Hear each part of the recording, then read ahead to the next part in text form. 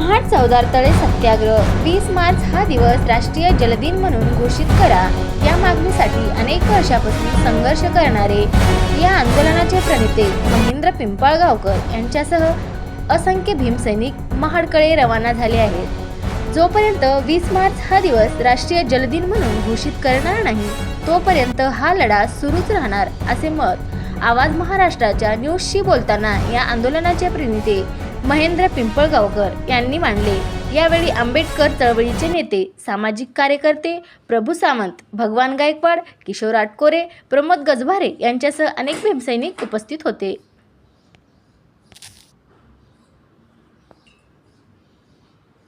बाबासाहेब आंबेडकरांचा मी महेंद्र पिंपळगावकर गेल्या 2 वर्षापासून डॉक्टर बाबासाहेब आंबेडकरांनी महाड येथील 14 तळ्याचा जो सत्याग्रह केला त्या सत्याग्रहाला आता येणाऱ्या वर्षी शताब्दी वर्ष पूर्ण होणार आहे। त्या अनुषंगाने मी नांदेडमधून एक मोठा लढा चालू केलेला आहे की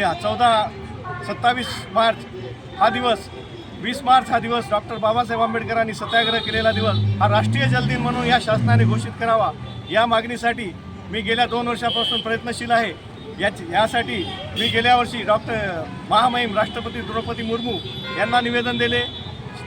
राष्ट्रवादी काँग्रेस पक्षाचे शरद पवार साहेब यांना मी निवेदन दिले, नांदेड येथे सामाजिक न्यायमंत्री संजयजी शिरसाट साहेब आले असता त्यांना नांदेडमध्ये भेटून या आशयाचे निवेदन देऊन ही माहिती त्यांना दिली व राष्ट्रीय जलदिन घोषित करावा अशी विनंती केली। तरीही शासनाने माझी कुठलीही दखल घेतली नसल्यामुळे मी यावर्षी 6